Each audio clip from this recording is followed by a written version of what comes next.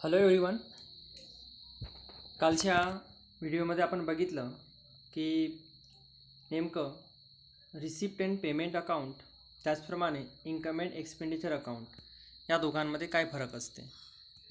आजच्या व्हिडिओमध्ये आपण बघणार आहोत preparation of income and expenditure account. नेमकं इन्कम अँड एक्सपेंडिचर अकाउंट कशाप्रकारे तयार केला जातो, यामध्ये कोणत्या कोणत्या गोष्टी मोडतात.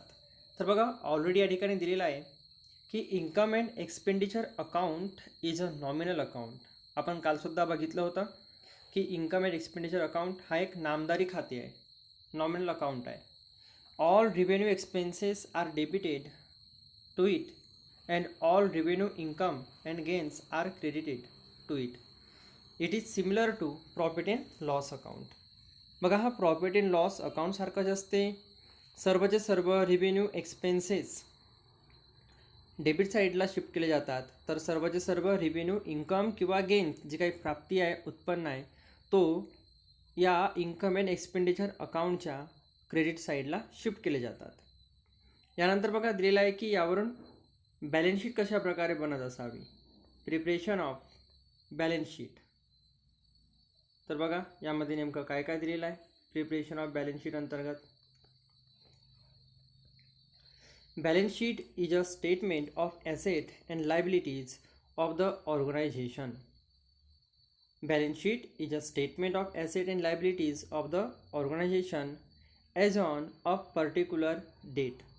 बघा, एका निश्चित तारखेला, एक निश्चित तारीख असेल, त्या निश्चित तारखेला नेमकं एखाद्या फर्मची, मग ती फर्म कुठल्याही प्रकारची असू द्या, ठीक आहे, त्याचं संपत्ती किती आहे किंवा देयता किती आहे हे दर्शवणारे एक पत्रक ज्याला म्हटलं जाते बॅलन्स शीट. बॅलन्स शीटला त्या व्यवसायाचा आरसासुद्धा म्हटलं जाते. ज्या आरशामध्ये बघून, जसं आपण एखादा आरशामध्ये बघतो आणि नेमकं आपली स्थिती कशी आहे, आपलं फेस कसं दिसत आहे, ठीक आहे, याची आपल्याला माहिती मिळते. तसंच बॅलन्स शीट बघून नेमकं तो जो व्यवसाय आहे, एखादी फर्म असेल, त्याची आर्थिक स्थिती कशी आहे ही आपल्याला पर्टिक्युलर दिवशी मिळून जाते. The balance sheet of non-trading organization is similar to a balance sheet of, बघा इथे एक टॉपिक दिलेला आहे की the balance sheet of non-trading organization is similar to a balance sheet of a sole trading concern organization. एकल व्यापार असेल, एकल व्यापारी असू द्या किंवा पार्टनरशिप फॉर्म असू द्या किंवा प्रमंडळ, त्या अंतर्गत जी बॅलन्स शीट दिलेली असते, सिमिलरली तशीच बॅलन्स शीट इथंसुद्धा जे संस्था नफा कमवत नाही तिथंसुद्धा दिलेली असते. Same balance sheet. याच्या अगोदरसुद्धा आपण बॅलन्स शीटचा विचार केलेला होतं पार्टनरशिप फर्ममध्ये. तर तिथंसुद्धा बघा, एका बाजूला ॲसेट, दुसऱ्या बाजूला लायबिलिटी, तसं इथंसुद्धा असते. A balance sheet only show capital receipt and capital expenditure. तर या ठिकाणी बघा, बॅलन्स शीटमध्ये कोणत्या कोणत्या पदांचा समावेश होते, तर फक्त capital receipt and capital expenditure, ज्या गोष्टी एकदाच घडून येतात दीर्घ कालावधीसाठी. कारण बघा, ज्या गोष्टी वारंवार घडून येतात त्यांना आपण काय म्हणतो, रिव्हेन्यू, ठीक आहे ना. तर इथं a balance sheet only show capital receipt and capital expenditure. Balance sheet फक्त कॅपिटल, ज्याला भांडवली म्हणतो आपण, भांडवली प्राप्ती किंवा भांडवली खर्चाचाच त्या ठिकाणी समावेश केला जातो, ज्या लॉंग ड्युरेशनसाठी असतात. Balance sheet is prepared with a view to measure the exact financial position of an organization or concern on a certain date. एका निश्चित तारखेला नेमकं कुठल्याही फर्मचं, कुठल्याही ऑर्गनायझेशनची आर्थिक स्थिती काय आहे हे मोजण्याचं एक साधन असते, ठीक आहे, एक पत्रक असते balance sheet. The excess of asset or liabilities is termed as capital fund. संपत्तीचं देयतावरील आधिक्य, जर संपत्ती जास्त असेल, देयता कमी असेल, अशा वेळी जो काही बॅलन्स निघतो त्याला म्हटलं जाते कॅपिटल फंड.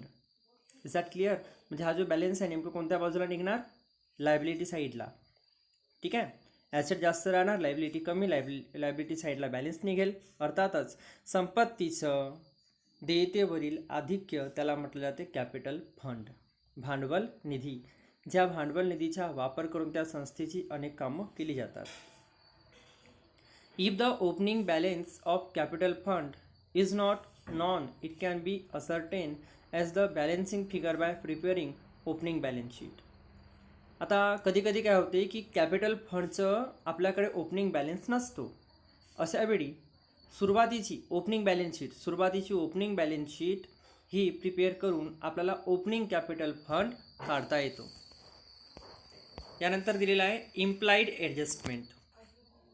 तर बघा, पार्टनरशिप फर्ममध्ये शिकताना आपण ऑलरेडी शिकलं की कशा प्रकारे इम्प्लाइड ॲडजस्टमेंट दिलेल्या होत्या आपल्याला. तर त्या ठिकाणी बघा, इम्प्लाइड ॲडजस्टमेंटला एक नाव होतं हिडन ॲडजस्टमेंट. कोणतं नाव होतं? Hidden adjustment. ठीक आहे, ज्याला गुपित किंवा गुप्त किंवा लपलेल्या समायोजना असं म्हटलं जाते. तर काय हा इम्प्लाइड ॲडजस्टमेंट, ज्याला आपण हिडन ॲडजस्टमेंट असं म्हणतो?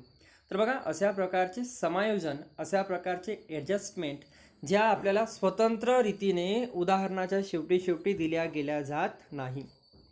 आपण जेव्हा पार्टनरशिप फर्मचं अकाउंटिंग बघितलं तर त्यामध्ये आपल्या लक्षात आलं की एखादं उदाहरण ज्या ठिकाणी संपतो तेव्हा बघा शेवटी समायोजन असतात, ज्या समायोजनाचे प्रत्येकी 2-2 इफेक्ट पडतात. ठीक आहे, तसं इम्प्लाइड ॲडजस्टमेंट किंवा हिडन ॲडजस्टमेंटबद्दल नसतो. या ठिकाणी स्वतंत्र रीतीने सेपरेटली आपल्याला समायोजन प्रोव्हाइड करण्यात येणार नाही. तर त्या उदाहरणामध्येच पर्टिक्युलर ब्रॅकेटमध्ये किंवा त्या पर्टिक्युलर टॉपिकमध्ये हे सर्व ॲडजस्टमेंट लपले जाणार. ठीक आहे, यालाच म्हटलं जाते हिडन ॲडजस्टमेंट. जसं बघा, आपण उदाहरण घेऊ शकतो रेंट. बघा या ठिकाणी दिलेलं आहे, आपण उदाहरणामध्ये बघू शकतो इम्प्लाइड ॲडजस्टमेंटमध्ये रेंट. काय म्हटलं रेंटमध्ये? 11 मंथ ₹11,000.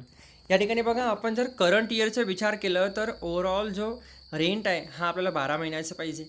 पण या ठिकाणी म्हटलेलं आहे 11 महिन्याचं 11,000. ह्या हिशोबाने बघा 12 महिन्याचं 12,000 पाहिजे होता. म्हणजे अजून पण रेंट 1,000 ड्यू आहे. तर बघा त्याचे 2 एंट्री होणार ना, एक तर बॅलन्स शीटमध्ये आणि एक इन्कम अँड एक्सपेंडिचर अकाउंट अंतर्गत. ठीक आहे, म्हणजे बघा जरी या ठिकाणी आपल्याला उदाहरणामध्ये यासारखं टॉपिक दिलेलं आहे तरीसुद्धा बघा म्हणजे असं नेमकं ॲडजस्टमेंट सांगण्यात आलेलं नाही आहे की 11 महिन्याचं तो रेंट आहे आणि आता 1 महिन्याचं बाकी आहे, असं काही नाही. तर तो आपल्याला त्या एका पर्टिक्युलर टॉपिकमध्येच सांगण्यात येणार, उदाहरणामध्येच. म्हणजे यासाठी स्वतंत्र माहिती इन्क्लूड राहणार नाही.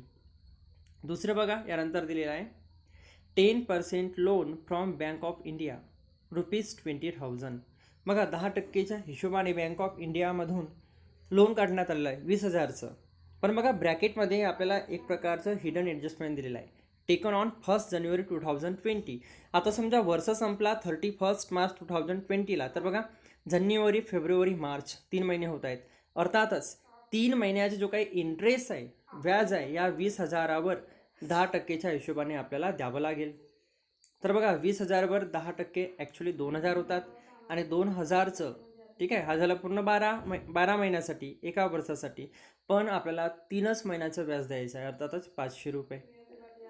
ठीक आहे, म्हणजे बघा इथं सुद्धा हिडन ॲडजस्टमेंट आहे, ज्याचे 2 इफेक्ट होणार. एक तर या बँक लोनमध्ये ठीक आहे ₹500 आपण प्लस करणार. दुसरा इफेक्ट, जो काही आपण लोनवर व्याज देत आहोत हा खर्चाचं पद असल्यामुळे तो बॅलन्स शीटमध्ये लायबिलिटी साईडला येणार. यानंतर बघा lease hold land ₹1,00,000 for 10 years from 1/4/2019. ठीक आहे, आता बघा या ठिकाणी फायनान्शियल इयर सुरू झालं 1 तारखेला 4थ्या महिन्यात, जो नेहमी होतो. ठीक आहे, 2019मध्ये. वर्ष संपत आहे 2020ला 31 मार्च. तर या ठिकाणी बघा लीज होल्ड प्रॉपर्टी, भाडे तत्वावर जो लँड देण्यात आलं असेल किंवा घेण्यात आलं असेल, ठीक आहे, ₹1,00,000. तर बघा ₹1,00,000 लँड हा 10 वर्षासाठी आहे. अर्थातच एका वर्षाचं किती येणार, तर ₹10,000 येणार. ठीक आहे, म्हणजे इथं सुद्धा बघा 90,000 हा एक्सेस आहे, तर ती एक्सेस अमाऊंट आपल्याला बाजूला काढावं लागेल. म्हणजे इथं सुद्धा काय आहे, हिडन ॲडजस्टमेंट. त्यानंतर बघा सेल प्रोसीड ऑफ फर्निचरला विक्री करण्यात आलं, ज्याची बुक व्हॅल्यू होती 7,500, पण विकण्यात आलं ₹8,000. म्हणजे इथं सुद्धा बघा ₹500 प्रॉफिट झालेलं आहे, अतिरिक्त व्हॅल्यूने त्याला विकण्यात आलं. तर इथं सुद्धा काय एक प्रकारचं बघा तो मिळकत आहे, नफ्याचं पद आहे. म्हणजे इथं सुद्धा बघा 2 प्रकारचे इफेक्ट. एवढंच नाही तर कधी कधी बघा यासारखं टेब्युलेशन फॉर्ममध्ये सुद्धा देण्यात येतो हिडन ॲडजस्टमेंट, ज्यामध्ये बघा आपल्याला दिलेलं आहे बाय 10% फिक्स डिपॉझिट. ठीक आहे, 1,00,000 रुपीज एखाद्या बँकेमध्ये फिक्स डिपॉझिट म्हणून ठेवण्यात आलं, 1,00,000 रुपये. कधी? तर 1/1/2020ला, पहिल्या महिन्यात. तर बघा इथं सुद्धा 3 महिन्याची व्याज आपल्याला मिळणार, जानेवारी फेब्रुवारी मार्च 3 महिन्याची व्याज मिळेल. तर बघा 10%ची पूर्ण वर्षाची किती झाली, 1,00,000वर 10,000, तर त्याचं 3 महिन्याचं. ठीक आहे, 12 महिन्याचे 10,000, तर 3 महिन्याचं किती, 2,500 रुपये. हे सुद्धा व्याज बघा येणे बाकी आहे. तर आतापर्यंत आपण जेवढं हिडन ॲडजस्टमेंट बघितलं त्यांचं पर्टिक्युलर एक एक इफेक्ट यामध्ये दिलेला आहे बघा. पहिलाच बघा काय काय म्हटलं. In the above example implied adjustment is outstanding interest on fixed deposit because no receipt of interest